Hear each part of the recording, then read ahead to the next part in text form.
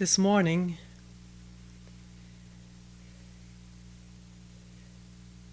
with permission of the person who wrote this letter, I would like to read portions of a letter which I received after the last discussion period. And it will be on loneliness.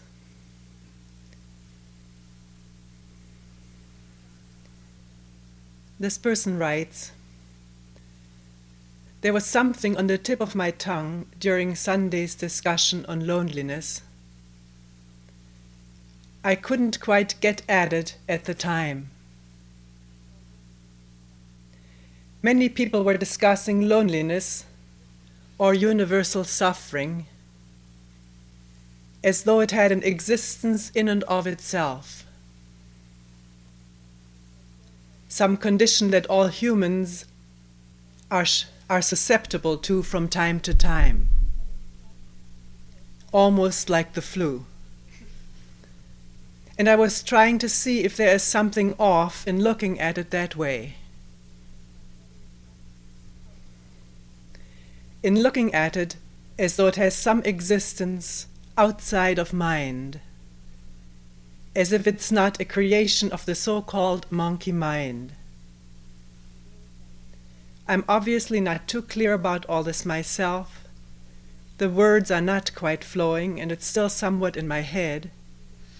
But more and more I have a sense that we create loneliness, that we create universal suffering and posit it, in quotation marks, as something outside of and separate from ourselves, from mind. Something that exists in and of itself, and so has power over us. We'll come back to these points after I've read.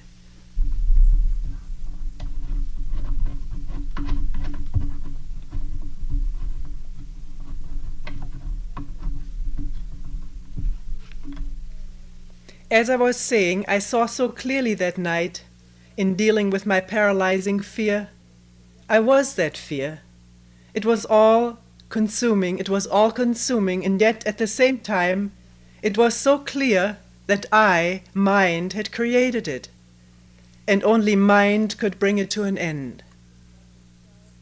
Fears and loneliness don't really exist in and of themselves, and yet once created, they have amazing, tremendous power, which gives us a sense that we're connected with or locked into something outside of ourselves.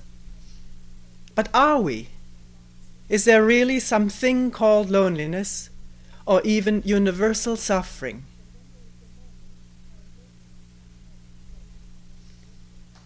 And then there is the moment when loneliness somehow is turned about into aloneness, and so this deep sense of separation is somehow shattered. How amazing that this deep sense of separation that is loneliness is the very thing which somehow connects us, unites us with all humanity, and in some profound sense dies by doing so.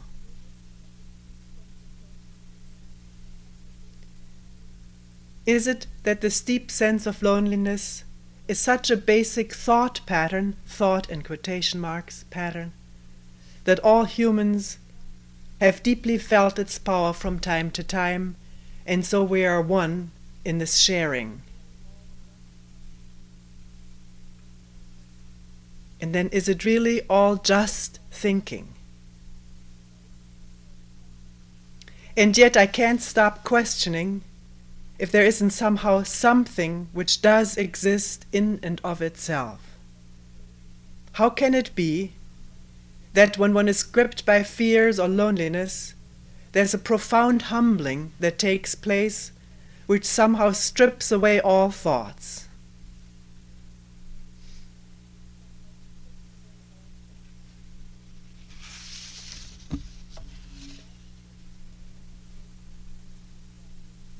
And later, thoughts give rise to fears. One sees the process occurring. This destroys fear. That pattern of thought ends. what is left?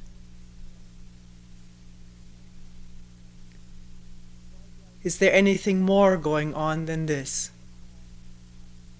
And why do I so desperately want the fears and thoughts not to come again?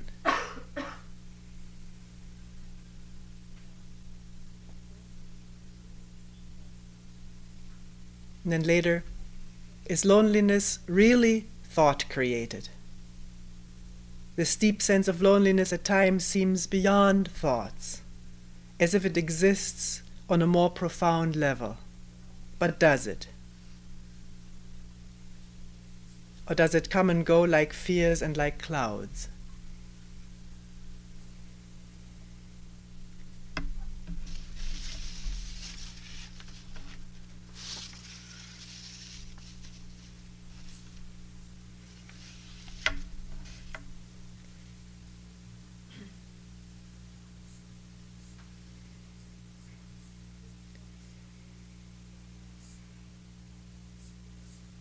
The first question that is raised in this letter is there something off in looking at loneliness or universal suffering as though it was something outside of oneself that one gets into or catches like a disease?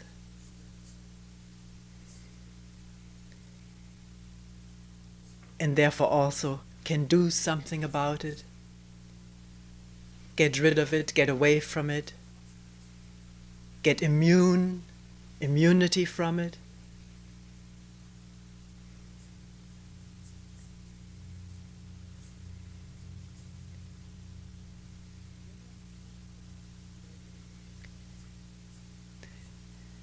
When one speaks about loneliness or suffering, right then, to look, is one just talking abstractly, from thought, from memory, conceptually, theoretically?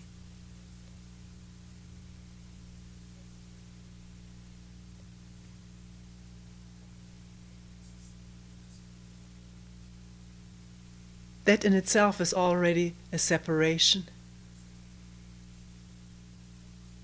from this actual fact of what is, which one terms loneliness.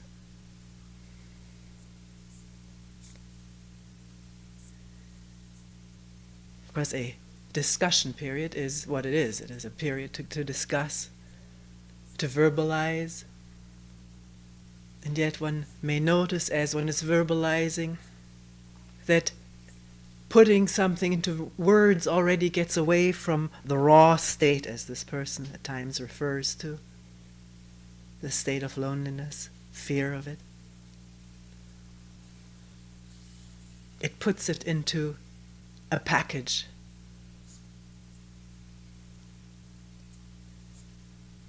It's not the real thing. With a package one can deal with a concept conceptually, think about it, think about solutions. But it's all not this real thing, which is still there.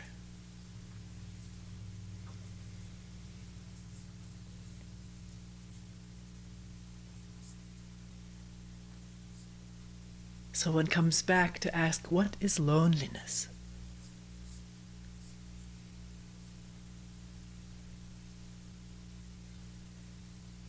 And what is its cause? Does it have a cause? And where does that cause lie?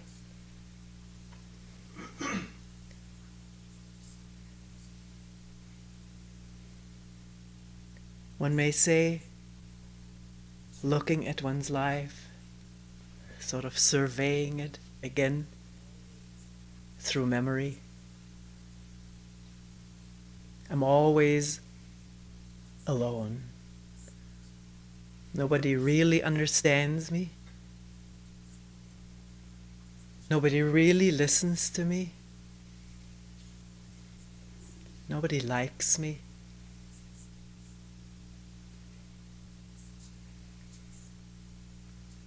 I'm usually rejected by others, put down or ignored. Everybody else seems more important or interesting to other people than me.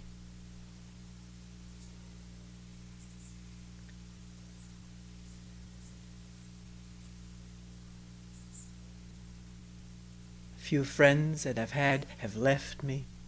Always I make a new friendship and then this person leaves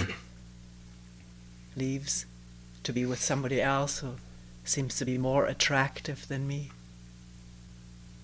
Thinking like this, surveying one's life,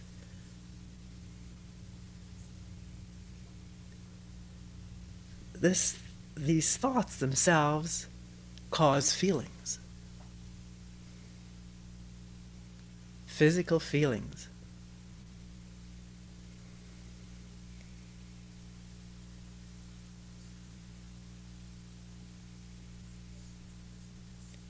And what is involved? Who is left? Who is rejected? Who is disliked, abandoned,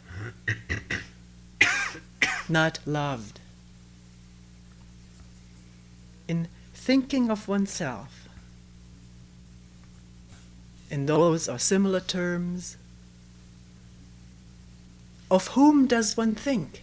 What is it that one thinks about? Does one see right now that one has a picture of oneself?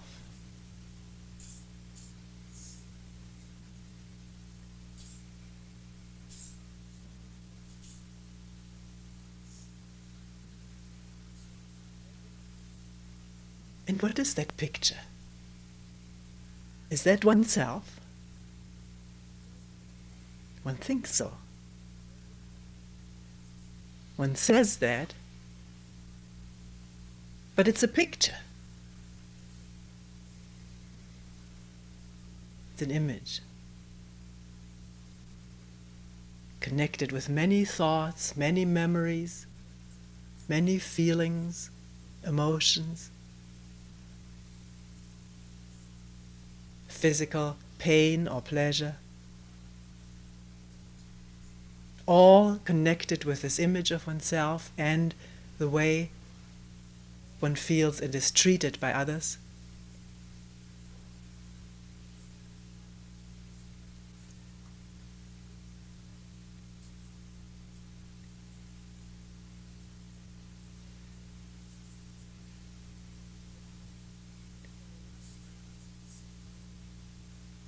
In the midst of the pain of loneliness, what we call the pain of loneliness, to verbalize this to oneself, that one is left, that one is lonely, causes pain, more pain. Words and images can cause pain. They are interconnected with feelings. And not just the feelings of this moment, but remembered feelings of the past. Can all be evoked electrochemically through one thought, one image, one memory.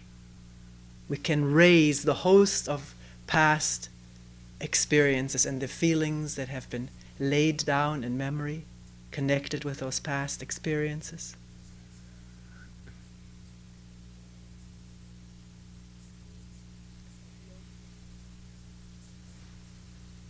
This pain of loneliness can predate our use of language. There were many times of feeling lonely and abandoned before we were thinking in words, verbally, as little children, little babies. So this question that is asked by the writer of this letter repeatedly, is it only thought created? No, it may be older than thought.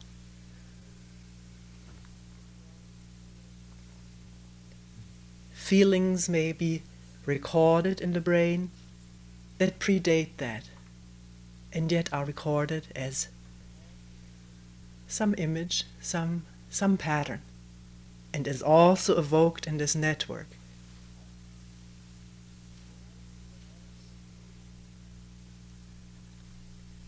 And all connected with this feeling of myself.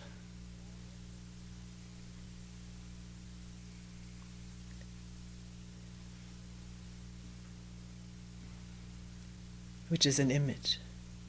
Do you see that?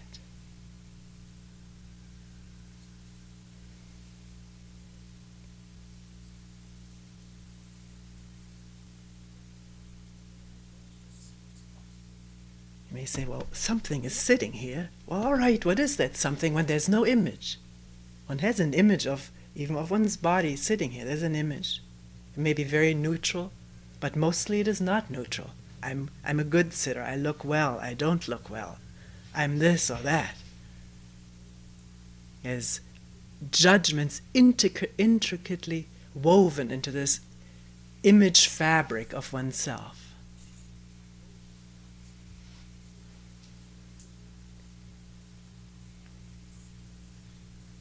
And this image of oneself has demands for not loneliness, for anything to assuage that pain and feeling of loneliness.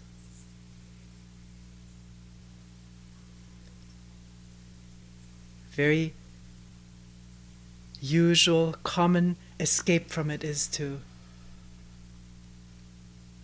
get power.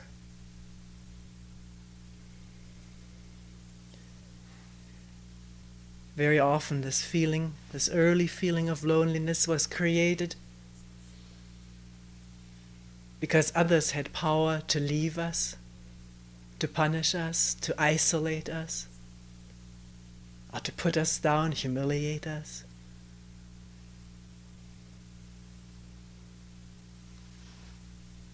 And somehow or other, very early, one can observe it in the youngest of children, this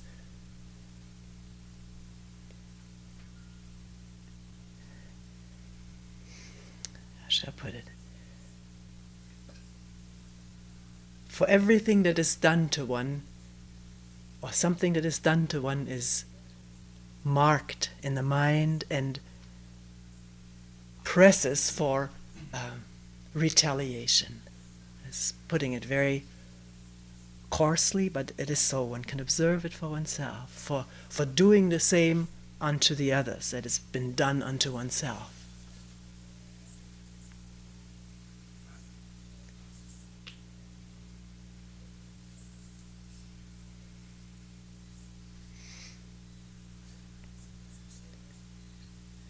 This feeling that one can, by force, get to be liked, get to be accepted. That by being in charge, being in power, one can avoid the feeling of being alone. And yet it's so paradoxical, because by exerting power, by dominating others, one increases loneliness.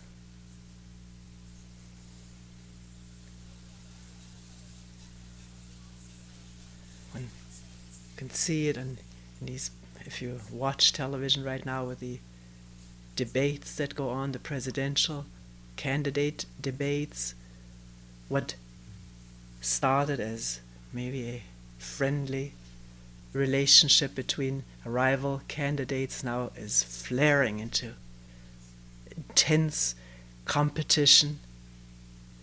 Hatred comes out of the eyes of these people when they talk about the other,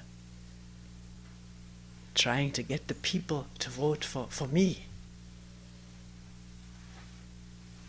And in the process, where are one's friends? One has to trample them to win.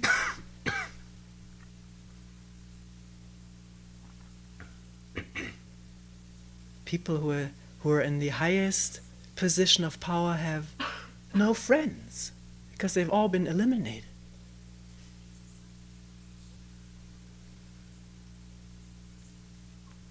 And then maybe reflecting upon the loneliness of the high office and then feeling sorry for oneself.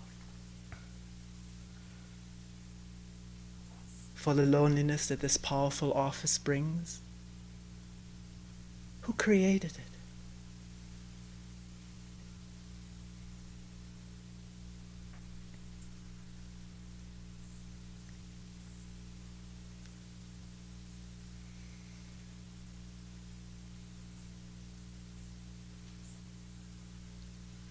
Can one watch this in oneself? Watch the escapes, the pleasure that the escapes temporarily bring, and if one abstains from it for the sake of investigating, of experimenting, then there's loneliness again. The loneliness that was covered over. And what is it?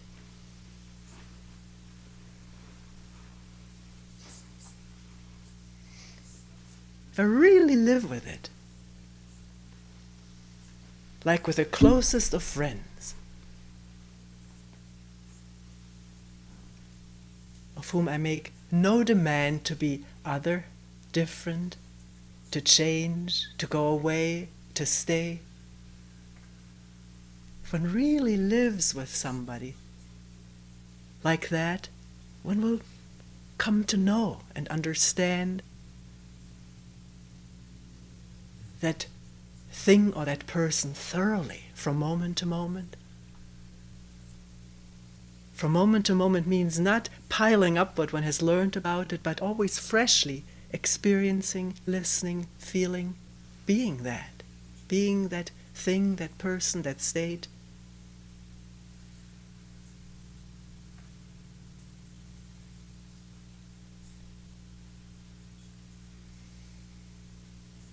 Then it is no longer an abstraction or a theory, something outside or inside. It is all of oneself. It's putting it into words, but these words are not this way of living.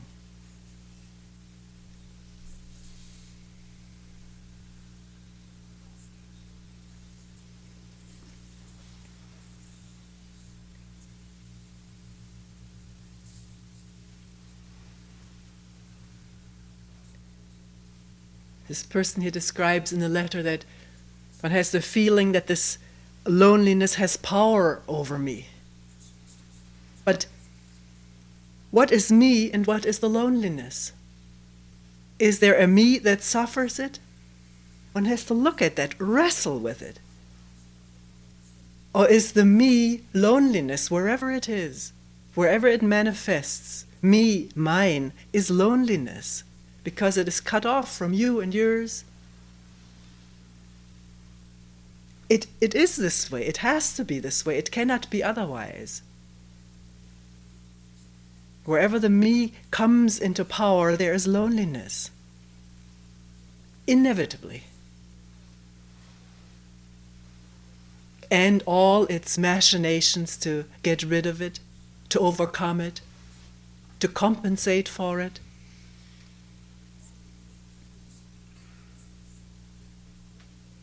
But it's all the doings of the me, the image, which is loneliness. Unavoidably so. Can that be seen, discovered for oneself, in one's daily life, by attending, unconditionally attending, whether it's painful or pleasurable? That's irrelevant. But usually it's not irrelevant to us. What is pleasurable we pursue, and what is painful we think it's wrong. It's bad, must be repressed or denied or run away from. And this way we don't understand ourselves.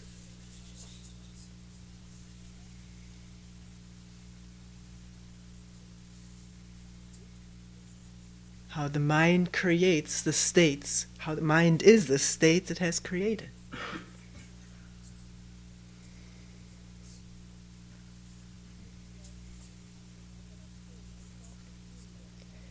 This person writes, I read it again, as I was saying, I saw so clearly that night in dealing with paralyzing fear. I was that fear. It was all consuming, and yet at the same time it was so clear that I had created it, that I, mind in parenthesis, had created it, and only mind could bring it to an end. Let's look at that. To see how mind creates fear,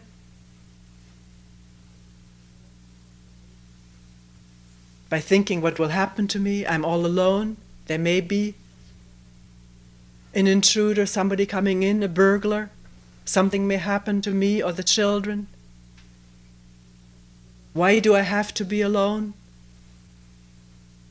Other people don't have to be alone. All of this. Fear, self-pity, the whole mass of thoughts creating this paralyzing state. And what am I going to do? I don't know what to do.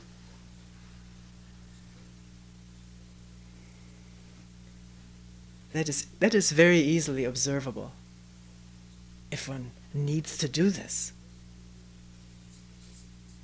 And then the thought only mind can bring it to an end. But what is this mind? Can mind, which is all the thoughts and emotions and fears and the feelings of loneliness, can that bring itself to an end? Or can it only think about it? That's what we usually do. It's easily observable. The moment there's a problem or a pain or a fear, feeling of insecurity or loss, danger, we think. What can I do? What will I do? Which triggers all the more feelings and possibly paralysis. I'm not saying that the writer of this letter meant this way. Mind has to be quiet for this to come to an end. Powerless, helpless, not knowing what to do about it. But not saying this, I don't know what to do about it. A verbalization like this can cause more feeling of paralysis because I feel I ought to know what to do about it.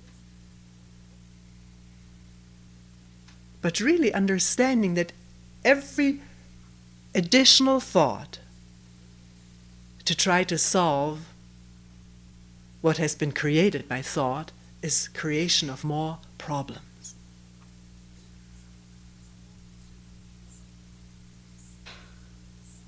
Because it's all images, it's all fantasy, and it's all away from the state that's here and that I'm trying to overcome.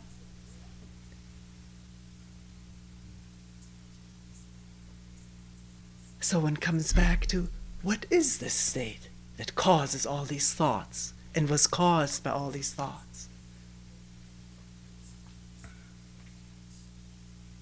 The pain itself, the ache.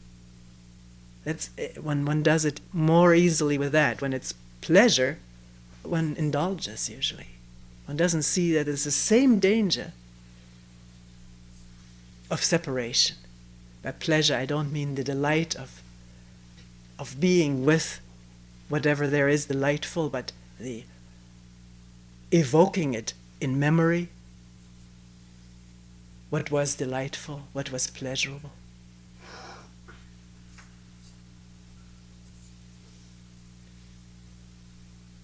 Because past pleasure can be evoked through memory just as past pain.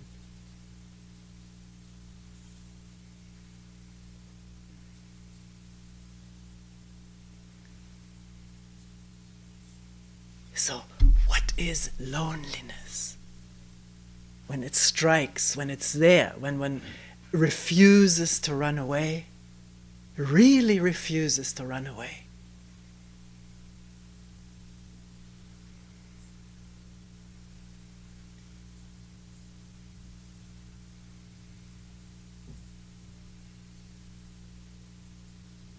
What is it beyond all explanations and words?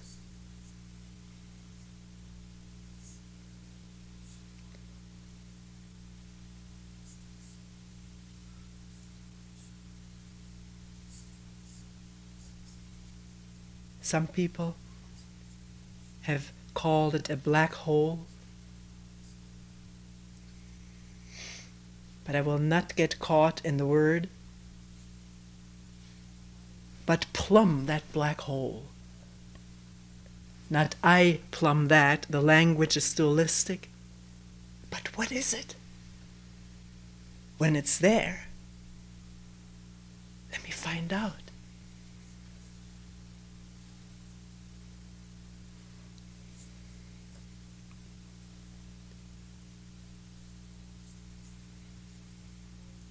Can one find out with a passion?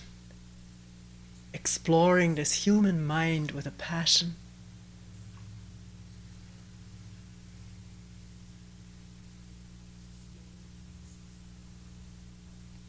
Because if it is not explored with this passionate inquiry, it runs us into misery and sorrow, occasional pleasure, and loneliness, separation from each other. Because we all run a little bit different and always on some kind of a collision course.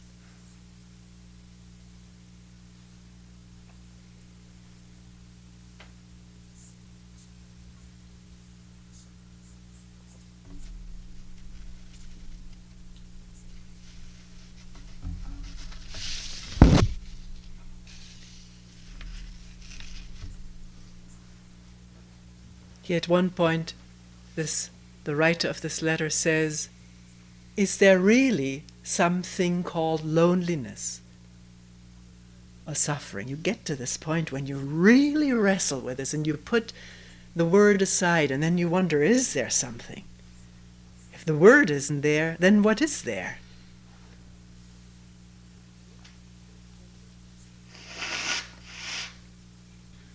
Not to expect that then this will all blow up and go away. This is imagery and fantasy. But to probe into this unknown, meaning not seeking any help or elucidation by what one already knows and the words and the associations about it, which is work. It's energy gathered in this inquiry.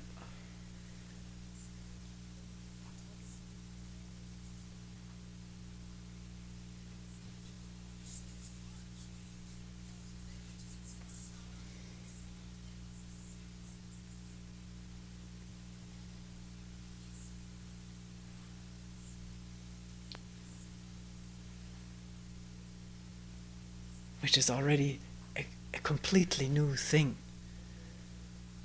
If there's no judgment, no goal to overcome this, you don't know whether it's overcomable. You don't.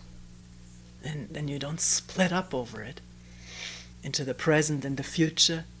It's just this thing. It's not even a thing. What is it?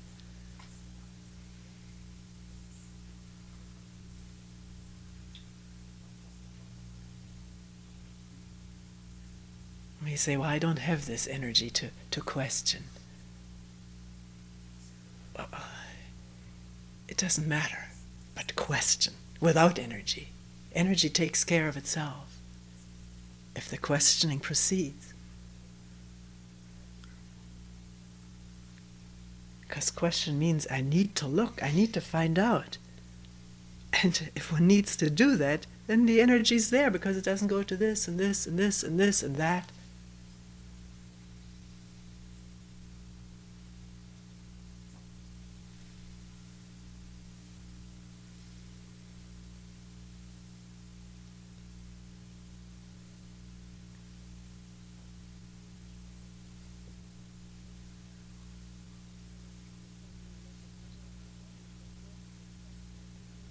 It says in the letter, and then there is the moment when loneliness somehow is turned about into aloneness,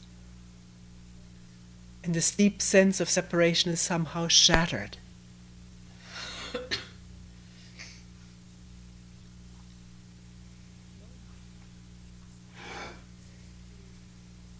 Aloneness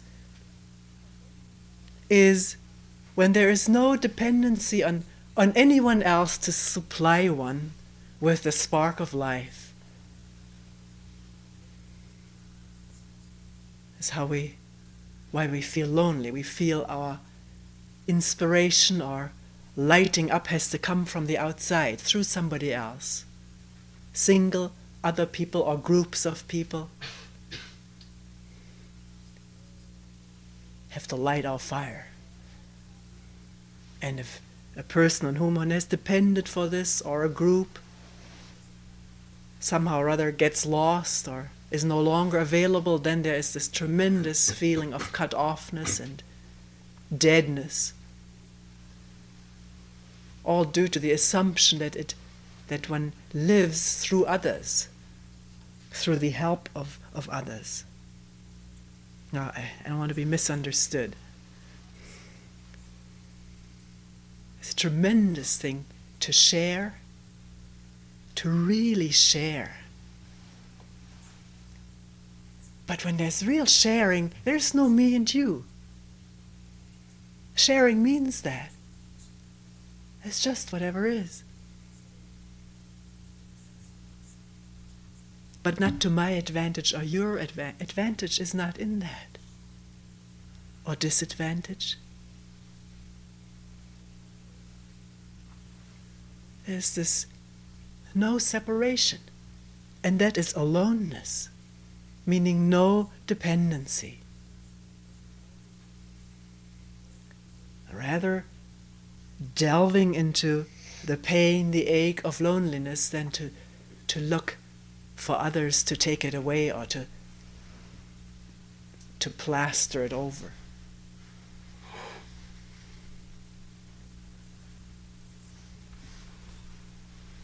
And the reason it happens, as this person here describes, is that in inquiring, in questioning,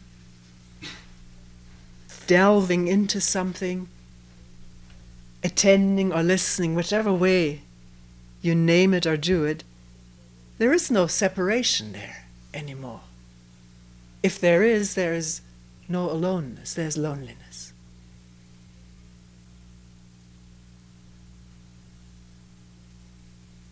The moment there's not this feeling, I must do that, but putting it into words, I am that, then no separation.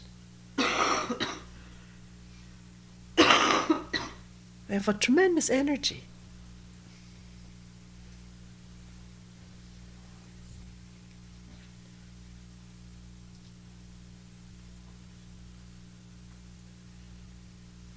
And the whole thing is turned around rather than demanding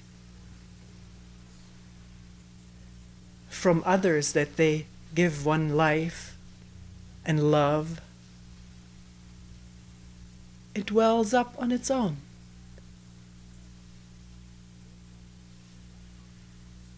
From nowhere. Where from is irrelevant. That's another thought, a conjecture.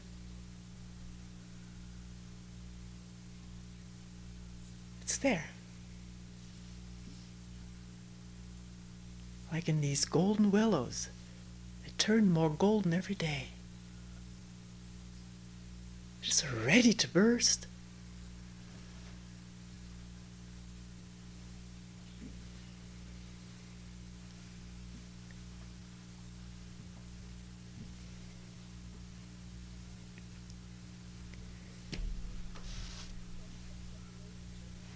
Here it is written how amazing that this deep sense of separation, that is loneliness, is the very thing which somehow connects us, unites us with all of humanity, and in some profound sense dies by doing so. Is this really happening within one? This non-separation within and outside.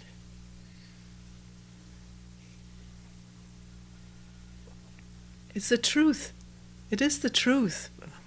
One talks with people, looks at television, which these days makes it quite easy to see human beings all over the world. albeit these pictures are taken selectively, but the faces are there, the people are there, and they are oneself. They're not different. In these war-ravaged countries, there's tremendous fear, and there's the struggle for power of ever new leaders, displacing the old leaders and continuing with the same thing, power, which brings death and destruction and sorrow and corruption.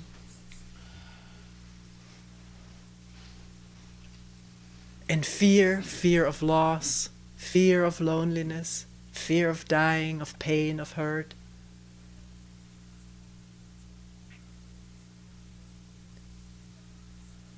It's in the affluent and the poverty-stricken societies alike, the same patterns of emotions, feelings, thinking.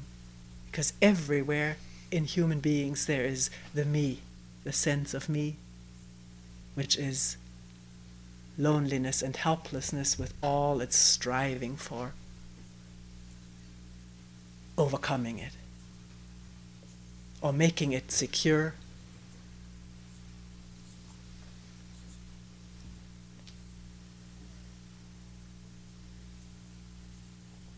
And yet, just thinking about this doesn't really make it all one.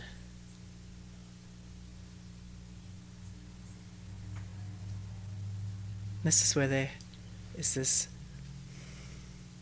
confusion in writing here. I didn't read all of this. How can thought, which creates all this, also undo it? But thought doesn't undo it. It is seeing it.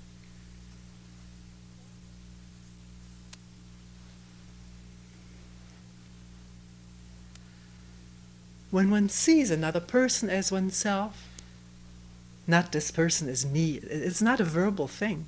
There's no me, and therefore there's this person, alive, as he or she is. Not worrying why doesn't he or she not understand me, but understanding that this person is, at this instant, incapable of understanding for some reason or other. One sees that, and doesn't demand anything.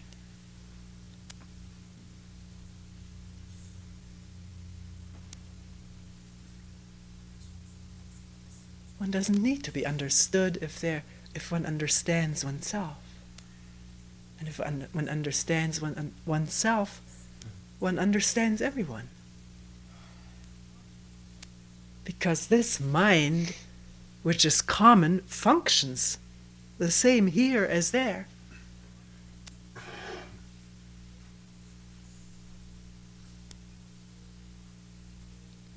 This cannot be thought out. It has to be seen into.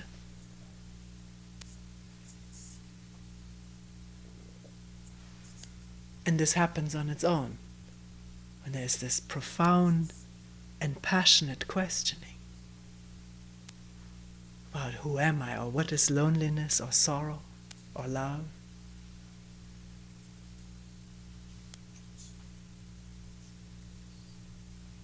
When I refuse to hide behind words and concepts and phrases.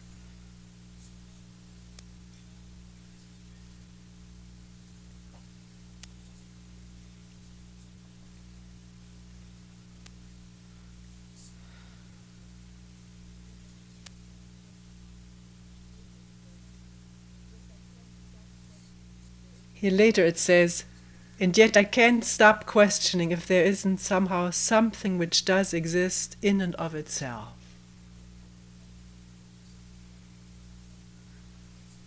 What does that mean? What is that? All one knows is thoughts and feelings and the pain or pleasure that derives from it.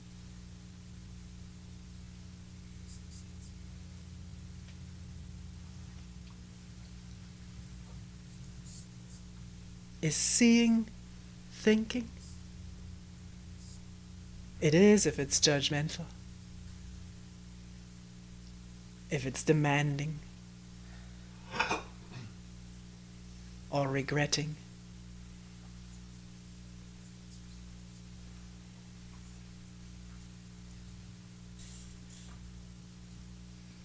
Can judgments and demands be seen? Wanting, can that be seen and felt? And can the seeing be clear of all of that? Totally transparent, unanchored.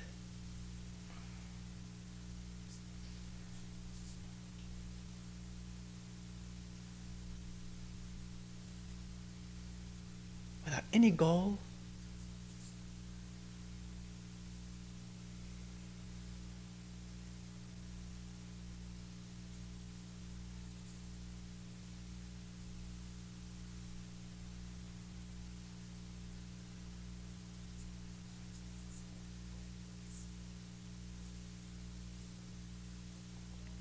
This person here says that in working with all this, there is a humbling that is taking place.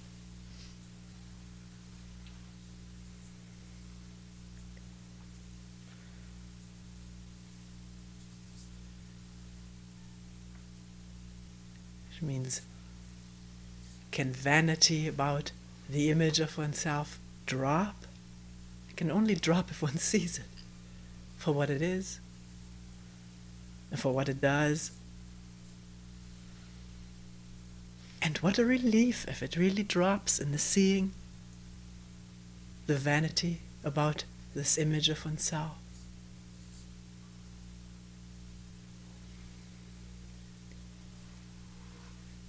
And really sees what all the ingredients of one's daily moment-to-moment thoughts and actions and words. When if there's really a listening going on, it's humbling.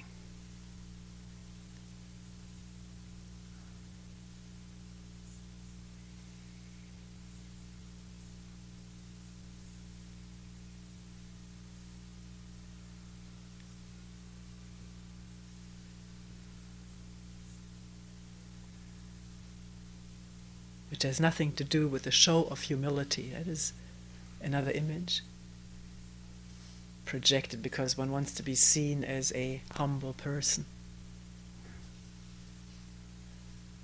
which is also manipulative.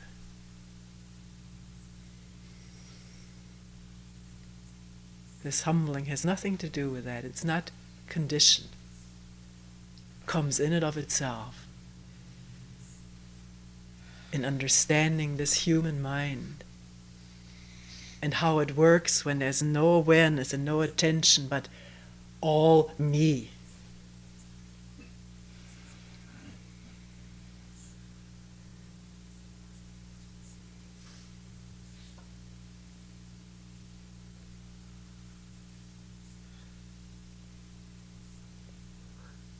Which is an image.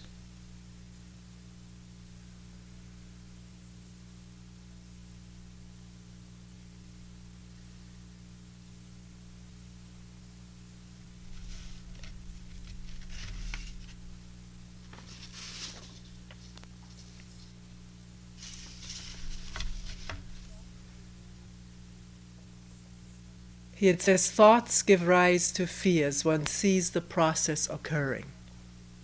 Yes, that is detectable. One can see that. Not one sees that, but when there's attention, it becomes clear that thoughts instantly can arouse fear. There's no time lapse. The thought and the fear simultaneously arise, as it were. And can the seeing remain steady, or is one on one's usual escape route of thinking about the fearful thing, trying to do something about it? The danger's real, the doing happens, without thinking mostly.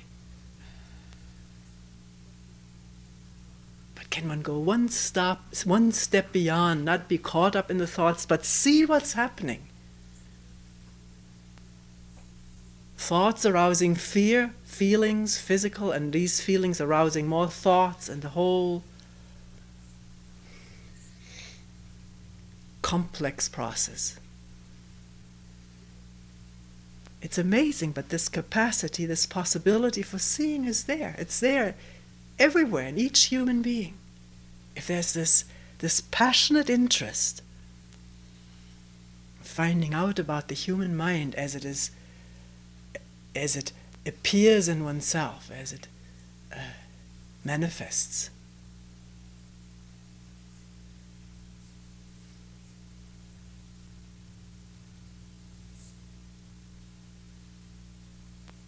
Here it says, this destroys fear. Seeing does. If it's complete, if it's not trying to salvage anything, make anything secure, if it's unconditional. And fear can't maintain itself because fear is maintained by division. And once division comes to an end, fear is not nurtured anymore. The physical symptoms may still hang on. Body is very slow, relatively slow, and may already have been damage done, but it'll slow down, it'll calm down eventually. Particularly if this healing energy of attention permeates the life.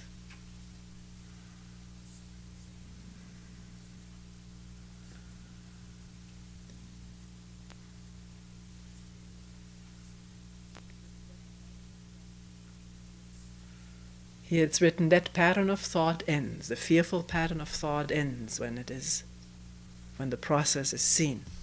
And then the question, what's left?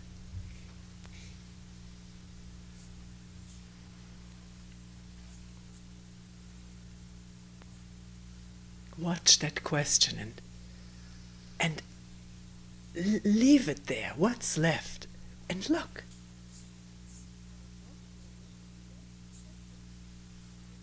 One wants something to be left, does one? Is there wanting coming up immediately? It's the same process. See it.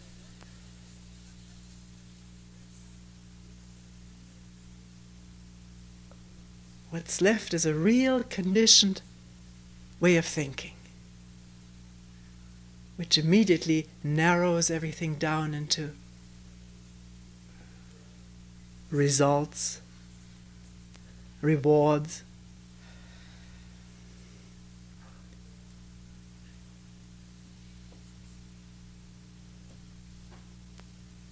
What's left?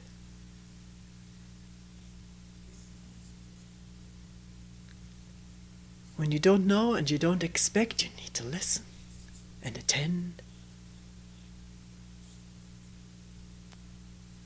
without any anticipation.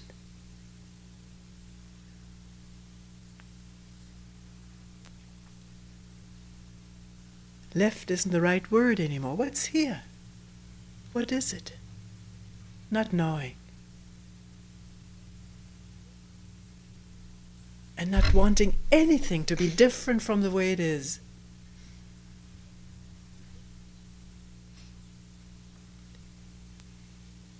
Not wanting.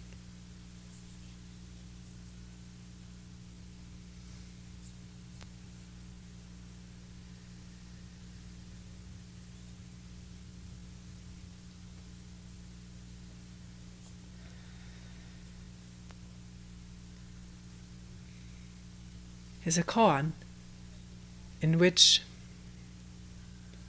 someone asks a teacher who happens to be in a hermitage on a mountain,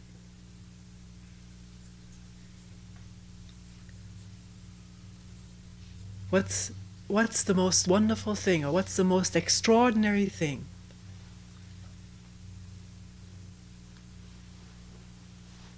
And the answer is sitting alone on a very high mountain.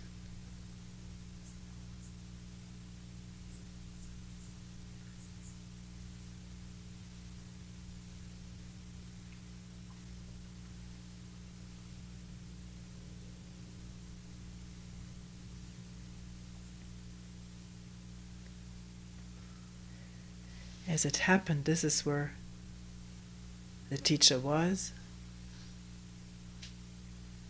And if any one of us has sat on a very high mountain and understands this answer in that way, high mountain, there's unobstructed view everywhere, unless it's cloudy, foggy.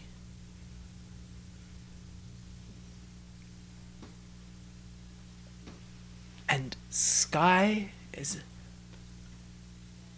everywhere. Sky and valleys, mountains, cities, forests. Everything is laid out clear, as far as the eye can see.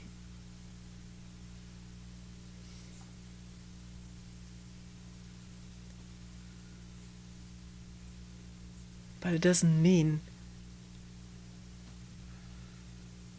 that this is where one needs to go.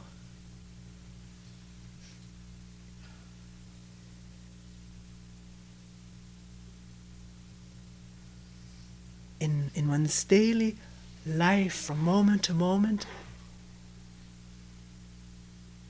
can there be at least instance on which one is this very high mountain, sitting alone on a very high mountain? Which doesn't mean indifferent or aloof,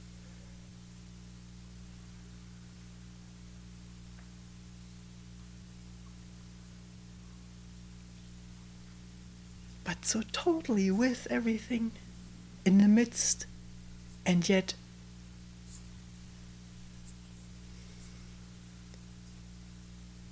not entangled in it.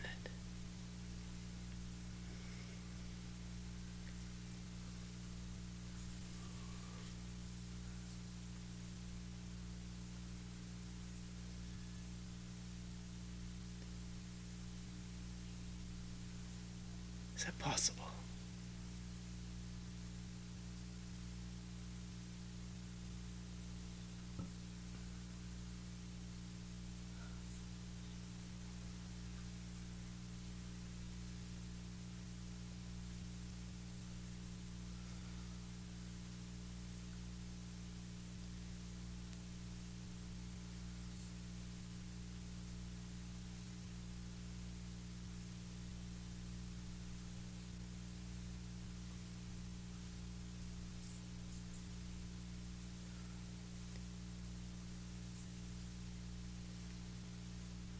It's a beautiful day outside. We'll stop here for today.